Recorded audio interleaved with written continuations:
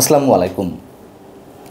বাস্তব অবস্থার পরিপ্রেক্ষিতে এটুকু তো বলাই যায় যে আওয়ামী লীগের রাজনীতি এখন আন্ডারগ্রাউন্ডে চলে গেছে। আন্ডারগ্রাউন্ডে চলে যাওয়ার পরেও তারা নানান ধরনের বক্তব্য বিবৃতি দেওয়ার চেষ্টা করছে, যেভাবে আন্ডারগ্রাউন্ড রাজনীতিতে আমরা দেখেছি একসময়।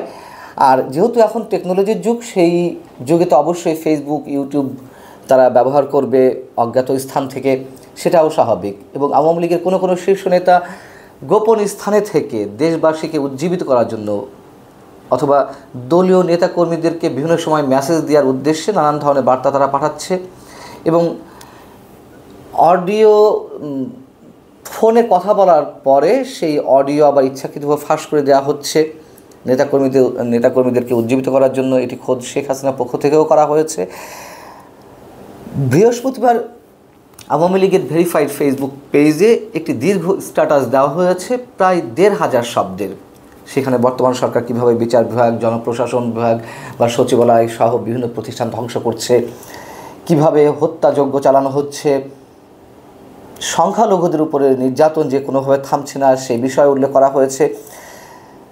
একটু ছোট করে বলি যে তারা কি বলতে চেয়েছে। এবং এই স্ট্যাটাসের মধ্যে সবচেয়ে সিগনিফিক্যান্ট যেটি, মানে তারা মেসেজ দেওয়ার চেষ্টা করেছে যে প্রয়োজনে আরও একটি যুদ্ধ হবে দেশের স্বাধীনতাকে রক্ষা করার জন্য। এখানে বলা হচ্ছে যে দেশবাসীর উদ্দেশ্যে যে আপনারা জানেন যে আমরা কেউই ভালো নেই। দেশের সার্বিক অবস্থা চারদিকে সবার মাঝে একটা সংকটময় অরাজক পরিস্থিতি তৈরি করেছে। এবং এখন হয়তো সব কিছু অনুধাবন করতে পারছেন কি পরিস্থিতিতে শেখ হাসিনা দেশ ছেড়েছিলেন। ষড়যন্ত্রকারীরা আরও লাশ চেয়েছিল, তিনি চাননি আর কোনো বাবা মায়ের বুক খালি হোক। কিন্তু নানান ধরনের তথ্যপাত্র, হিডেন ডকুমেন্টস, কথোপকথন থেকে তো আমরা জানতে পারছি যে কীভাবে গুলি করার নির্দেশ দেওয়া হয়েছিল স্বরাষ্ট্রমন্ত্রীর পক্ষ থেকে এবং প্রধানমন্ত্রীর ইশারায় ছাত্র আন্দোলনের উপরে গণহত্যা চালানোর জন্য।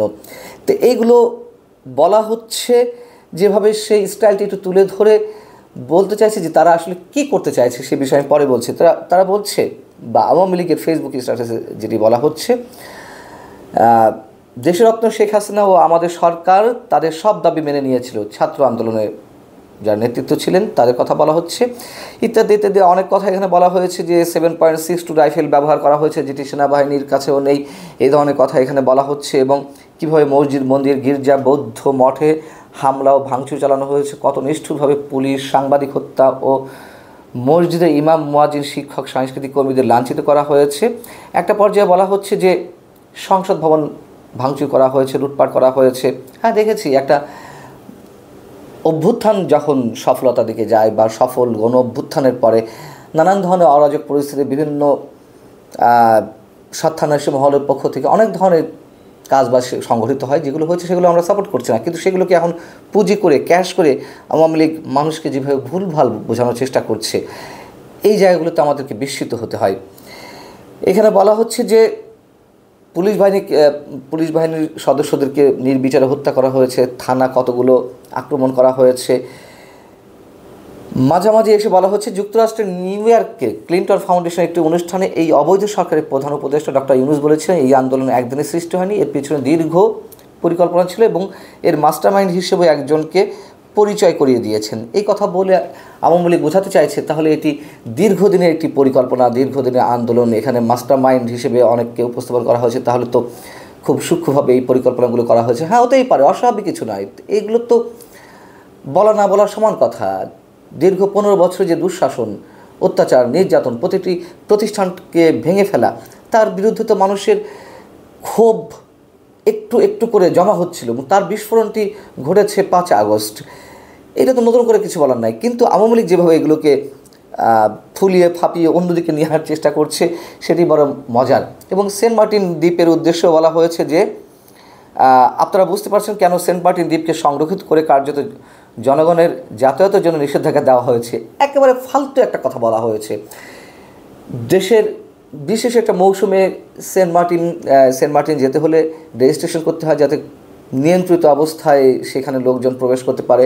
একমাত্র প্রবাল দ্বীপ বাংলাদেশে, সেটি যাতে ধ্বংস না হয় বা পরিবেশ যেভাবে সেটিতে ধ্বংস হচ্ছে তার লাগাম টেনে ধরতে এই ব্যবস্থা আওয়ামী লীগ আমলেই নেওয়া হয়েছিল। অথচ সেটি এখন কি অদ্ভুতভাবে মিথ্যাচার করা হচ্ছে যে সেখানে কাউকে যেতে দেওয়া হচ্ছে না। এবং বলা হচ্ছে যে বাংলাদেশ আওয়ামী লীগ আপনাদের আশ্বস্ত করছে, আমাদের বুকে এক বিন্দু রক্ত থাকতে বাংলাদেশের মাটিতে অন্য কোনো দেশের ঘাঁটি হবে না।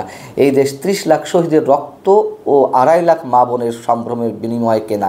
এই দেশ বাঙালির 24 বছরের দীর্ঘ সংগ্রামের ফসল। অন্য কোনো দেশের পতাকা এই মাটিতে উঠতে দেওয়া হবে না। প্রয়োজনে আরেকটি যুদ্ধ হবে, স্বাধীনতা রক্ষার যুদ্ধ। 15 বছর তো স্বাধীনতার চেতনা নিয়ে ব্যবসা কম হয়নি। 15 বছর ধরে মুক্তিযুদ্ধের চেতনাকে পুঁজি করে যা ইচ্ছে তাই করা হয়েছে। আবার সেই মুক্তিযুদ্ধের চেতনাকে সামনে নিয়ে এসে ভুলভাল বুঝিয়ে মানুষকে বা দলীয় নেতাকর্মীদেরকে উজ্জীবিত করার চেষ্টা করা হচ্ছে। এগুলো আর কোনো কাজে দেবে না, মানুষ বুঝে গেছে। আর না, এক জিনিস নিয়ে আর কতবার ব্যবসা করা যায়। স্ট্যাটাসে বলা হচ্ছে যে মসজিদ ভাঙচুর করা হয়েছে, লুটপাটের হাত থেকে মসজিদও রক্ষা পায়নি এবং কয়েকজন ইমামকে হত্যা করা হয়েছে। 5 আগস্টের পর দেশের সংখ্যালঘু সম্প্রদায়ের উপর যেভাবে নির্মম হত্যাকাণ্ড, অত্যাচার ও নির্যাতন চালানো হয়েছে তা খুবই ন্যাক্কারজনক এবং নিন্দনীয় ঘটনা। যে বিষয়টি আওয়ামী লীগের পরম মিত্র ভারতের পক্ষ থেকে গত 2 মাস ধরে অব্যাহতভাবে অপপ্রচার চালানো হচ্ছে, গুজব ছড়ানো হচ্ছে, সেটিকে আবার ক্যাশ করতে চেয়েছে আওয়ামী লীগ। অর্থাৎ আওয়ামী লীগের সাথে ভারতের যে একটি ঐকতান, একটা আত্মার সম্পর্ক, সেটি বোঝা যাচ্ছে। খুব সুকৌশলে এটা মাঝামাঝি পর্যায়ে নিয়ে আসা হয়েছে সংখ্যালঘুদের বিষয়টি। এবং আরও যে কথাগুলো বলা হচ্ছে যে বিদ্যুতের উৎপাদন ও সরবরাহ এবং দ্রব্যমূল্য জনসাধারণ নাগালের মধ্যে রাখার জন্য কত কঠোর পরিশ্রম করেছেন। দ্রব্যমূল্যের কী অবস্থা ছিল তা তো আমরা জানি। নিঃসন্দেহে এখনও দ্রব্যমূল্য নিয়ন্ত্রণে আসেনি, এটাও সত্য কথা।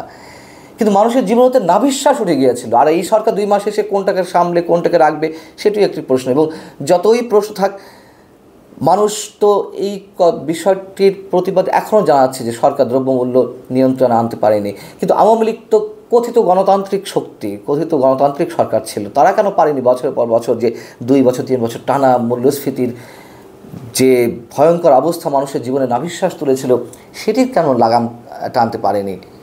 অথচ সেটি আবার এখানে উল্লেখ করা হয়েছে। এবং বিদ্যুৎ প্রসঙ্গে বলা হচ্ছে যে 3000 মেগাওয়াট বিদ্যুৎ থেকে, অর্থাৎ 2006-এর শেষে যখন বিএনপি ক্ষমতা ছাড়ে তখন বিদ্যুৎ উৎপাদন ছিল সর্বোচ্চ 3000 মেগাওয়াট। সেটি সম্পর্কে বলতে গিয়ে এখানে বলা হচ্ছে যে সেই 3000 মেগাওয়াট থেকে 25,000 মেগাওয়াটে উন্নীত করা হয়েছে বিদ্যুতের উৎপাদন। কি ভয়ঙ্কর মিথ্যাচার! বিদ্যুতের উৎপাদন সক্ষমতা সম্পন্ন বিদ্যুৎ কেন্দ্র নির্মাণ করা হয়েছে, ফুয়েল তো নাই। ফুয়েল না থাকলে বিদ্যুৎ উৎপাদন হবে কী হবে? এবং যতদূর জানি, আমার এই মুহূর্তে যতটুকু মনে পড়ছে, দেশে এই মুহূর্তে বিদ্যুতের সর্বোচ্চ উৎপাদন 15 থেকে 16,000 মেগাওয়াট। অথচ এখানে কি সুন্দরভাবে শৈল্পিকভাবে মিথ্যা উপস্থাপন করা হয়েছে। এবং প্রশাসনে কীভাবে পরিকল্পিতভাবে অসন্তোষ তৈরি করা হচ্ছে।